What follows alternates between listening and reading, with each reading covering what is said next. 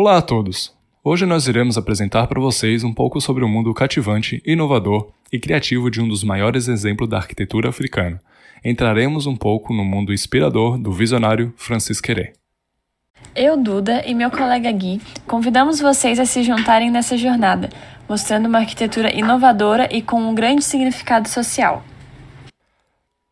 Nascido em 1965 em uma vila carente na África Ocidental, em Burkina Faso, Djebedo Francis Kéré emergiu em condições desafiadoras de extrema carência para o mundo.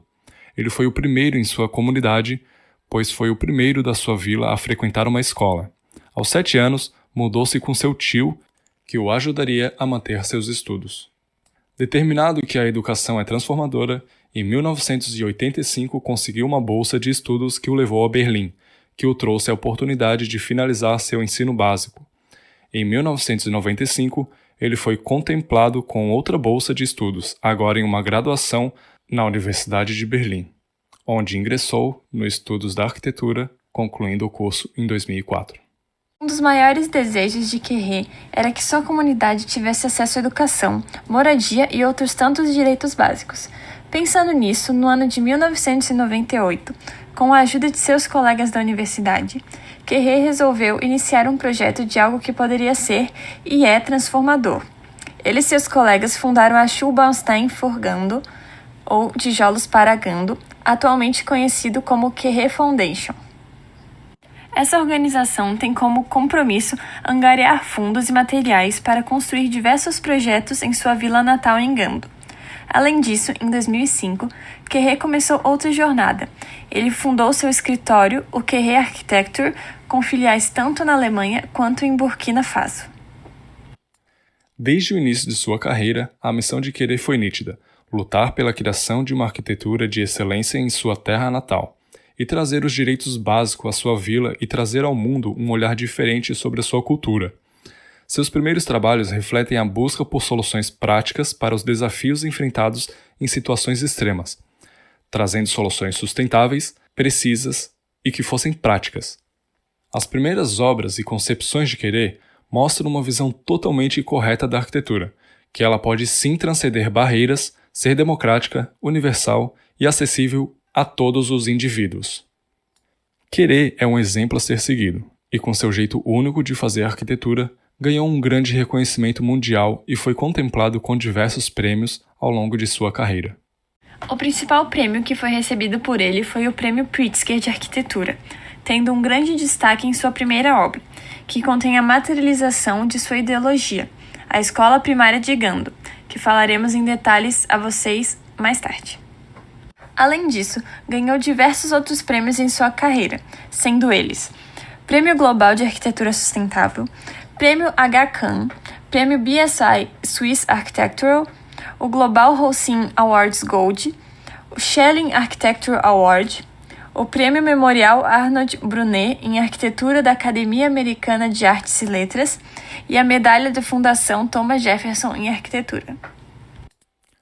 Com diversos prêmios e um grande reconhecimento, podemos citar suas principais obras: Assembleia Nacional de Benin, Startup Lions Campus, Turkana County, no Quênia, Instituto de Tecnologia de Burkina, SKF-RTL, Children Learning Centre, Nyangoma Kogelo, no Quênia, Zilen, em Montana, nos Estados Unidos, Instituto Getty Dakar, no Senegal.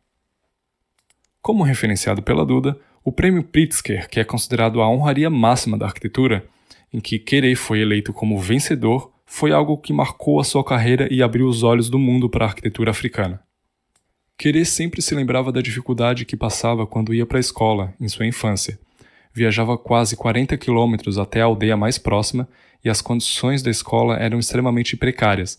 Má ventilação, iluminação e diversos fatores que dificultavam o aprendizado das crianças. Com seu projeto Tijolos para Gando, começou a mudar essa realidade, e com esses recursos deu início a seu primeiro projeto construído, a Escola Primária de Gando. O projeto teve diversos limitantes, como o custo, recursos, clima e viabilidade, mas que mesmo com tantos fatores que iriam na direção contrária de seu projeto, Querré se propôs a negar essas dificuldades e pensar em maneiras de utilizar os recursos disponíveis na região.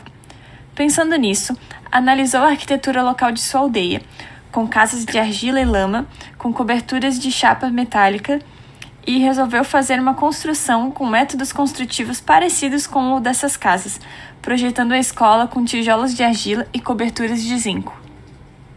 As estruturas de zinco absorviam muito o calor e com isso o interior dessas residências era muito quente, fazendo com que ele procurasse umas formas de trazer ventilação ao interior da escola. Pensando nisso, ele resolveu fazer um teto perfurado e o telhado apoiado em estrutura metálica, fazendo com que o ar externo entre na edificação pelas entradas de ar laterais da obra, e o ar quente saísse pelos furos no teto, fazendo com que a obra fosse ecológica e não precisasse de ar-condicionado. Outro ponto curioso em sua obra é o envolvimento da cultura local. Como dito anteriormente, foi pensado em utilizar recursos locais, e não só recursos foram utilizados, mas também a mão de obra, pois é costume que na construção e manutenção das casas da região, a própria comunidade se junta e auxiliam uns aos outros nessa construção. E na escola não foi diferente. Toda a vila se juntou para a construção. As crianças recolheram pedras para a fundação e as mulheres trouxeram água para a fabricação dos tijolos. Os homens faziam a confecção das matérias-primas. Assim, não somente o projeto e a obra mostram a cara e a característica da cultura, mas a construção dela mostrou isso ao mundo também. A obra foi finalizada em 2001, em Gando, na região rural de Burkina Faso, e ganhou o prêmio Aga Khan, de 2004, e a Premiação Global da Arquitetura Sustentável, de 2009. Além de ser uma de suas obras mais icônicas devido sua expressão e história, sendo exemplo de que boa arquitetura não é cara e repleta de luxos, e que ela é um direito. Outra obra que podemos colocar em destaque e que atende problemas sociais dessas regiões rurais de Burkina é a obra da Clínica Cirúrgica e de Centro de Saúde de Léo, na província de Sicily. A clínica foi desenvolvida com o objetivo de minimizar a necessidade de hospitais na região, pois, por se tratar de uma região rural, a maioria das vilas não possui cobertura hospitalar, e quando possuem, ficam a uma distância muito grande e normalmente estão sobrecarregados. A clínica oferece, atualmente, instalações cirúrgicas, enfermaria e maternidade, com possibilidade de expansão de acordo com as arrecadações. A instituição de caridade Operiere em África arrecada fundos para construir a clínica médica, juntamente em parceria com a Fundação de Querré. A Fundação Operiere em África também fornece bolsas de estudo para médicos e enfermeiros para trabalhar na clínica. Sobre a obra, durante o planejamento foi pensado em uma construção mais sustentável e com menos impacto ecológico. Dessa forma, foi adotado o mesmo método construtivo que foi adotado na construção do Colégio de Gando, os tijolos de terra comprimida. Esse tipo de construção tem uma grande função térmica, pois conseguem armazenar o calor. Além disso, foi utilizado um sistema de coberturas parecido com o das placas metálicas de zinco. Porém, essa cobertura, além de proteger do sol e proteger as paredes da chuva, também serve como dreno para a coleta de águas pluviais, uma vez que chove apenas durante 3 meses na região. Para simplificar o processo construtivo, foi utilizado um sistema de construção modular, com mesmas especificações e dimensões dos materiais. Querré colaborou estritamente com uma equipe de trabalhadores locais para a construção do centro, trazendo treinamentos sobre métodos construtivos mais complexos. Competências que acabam sendo valiosas, uma vez em que podem ser utilizadas em novas construções com práticas sustentáveis na região. Outro ponto que foi pensado no projeto de Querré foram as cores utilizadas e a disposição dos blocos e do partido formal. Os blocos foram posicionados em ângulos e locais estratégicos em torno de um corredor central externo, que permite criar espaços confortáveis e sombreados, trazendo acolhimento e dinamismo. As caixarias das janelas possuem cores vibrantes e estão dispostas de maneira não ortogonal, trazendo mais leveza à obra. Essas características são de extrema importância, pois, diferente de um espaço que normalmente é completamente frio, a obra de Querré é acolhedora, atraindo pessoas que não procurariam atendimento ou orientação médica. Hoje tivemos a oportunidade de explorar sobre o fantástico universo de Diébédo Francis Querré, que faz seu legado transcender qualquer barreira. Sua jornada é um testemunho inspirador de como a arquitetura e a educação podem ser transformadoras.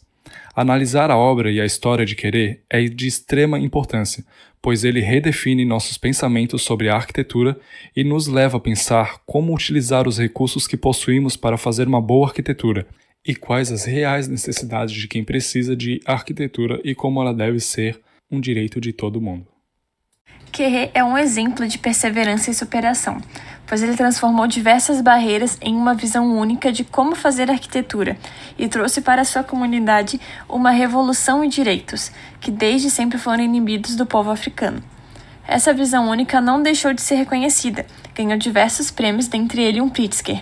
Deu a oportunidade dele abrir seu próprio escritório, assim como sua fundação, contribuindo ao mundo com uma visão de empatia e respeito. Nós da equipe 6 somos gratos por vocês terem nos acompanhado nessa jornada, que ela tenha sido inspiradora e tenha nos feito repensar sobre como a arquitetura de Querré foi importante e como a nossa arquitetura pode transformar vidas e criar oportunidades.